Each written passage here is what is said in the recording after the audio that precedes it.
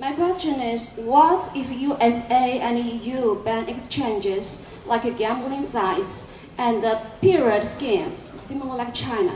So what is the solution of that? Thank you. That's a great question.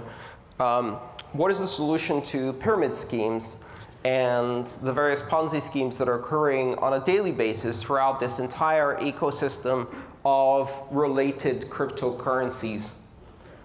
First of all, it's naive to think that pyramid schemes only happen in cryptocurrencies or in regulated markets, or even that regulation stops pyramid schemes. The word Ponzi comes from a fund created by George Ponzi in what was then a regulated market. Not as regulated as today, but a regulated market. If you get Madoffed, that's because you were rich enough to be able to buy into the fund that was a Ponzi scheme for the rich in a thoroughly regulated market, and in fact ended up being one of the few people who went to jail because he committed the cardinal mistake of stealing from the rich. Do not do that.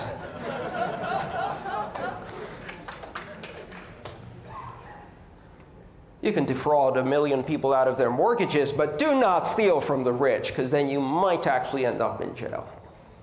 Probably a very nice jail. You know, not the kind of jail that you'd send someone for smoking a joint.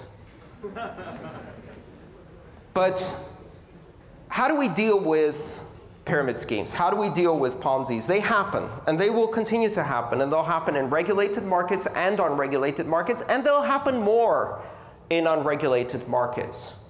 And the reason they happen more in unregulated markets is not because the regulators are stopping Ponzi schemes, but because they're restricting access to entrants on both sides of the market enough that it's very difficult to generate the type of liquidity needed for Ponzi schemes. I mean, you can list Herbalife on the stock exchanges. No one's touching that. But if you can appeal to a worldwide audience of investors, then you can really accelerate your pyramid scheme, right? And as a result, that's exactly what's happening. There's only one way to stop investors from making stupid mistakes. They have to first make stupid mistakes and lose money and be more cautious and make more stupid mistakes and lose money and be more cautious.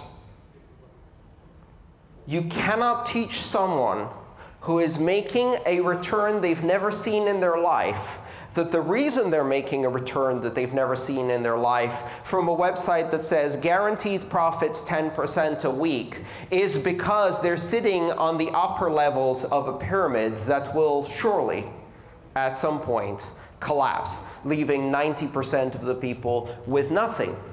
You cannot convince them. How do I know this? Because I try every day. If I call out a scam on Twitter, I am hailed as a hero. No, I'm not. I get viciously attacked by every participant in that pyramid scheme. How dare you side with the banks? I thought you were one of the good guys. How dare you call, insert latest Ponzi here, a scam? People used to say Bitcoin is a scam. When did you start taking money from the banks? People are extremely resistant to learn that lesson. And they will not learn it if you tell them what the lesson is. They will only learn it experientially. Experiential learning. It's the latest in education. And the way that works with investors is they have to lose money.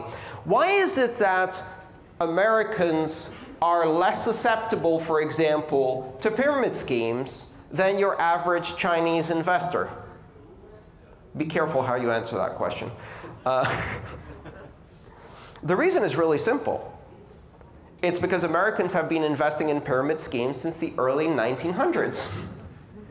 And they get burned again and again and again. And this lesson starts getting passed down generationally. So the first time you come back from school, and I remember this day, where my fellow school members were playing a game called Egyptian Pyramid, where they drew on the blackboard a big triangle, and they said, you're here recruit 2 people each below you, and take your lunch money and give half of it to the person above you, and then you recruit 2 people and they recruit 2 people. And I looked at that and I thought, this is amazing. We could all make so much money. In fact, half my friends are already buying lunch like they're kings.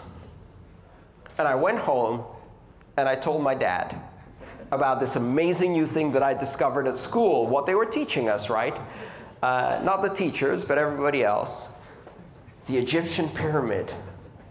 And he sat me down and explained to me why it's a scam, and what happens when it ends, and how many of those kids are going to get into very serious trouble when the pyramid collapses. Why? Because he'd been scammed with a pyramid in his youth. And his father had been scammed with a pyramid in his youth. And so we learn, and we tell our children. And the only way to learn that mistake is to lose money.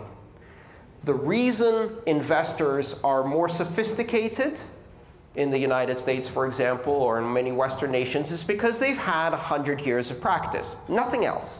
There's nothing inherently better about the regulatory system.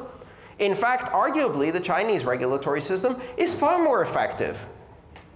They actually shoot bankers, and then they bill their family for the bullet. They do. They execute hundreds of them.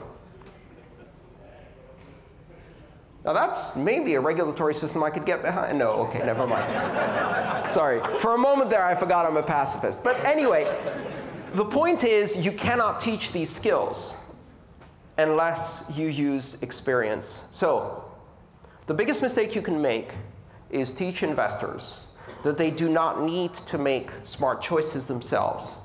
That if they make bad choices, they will get bailed out.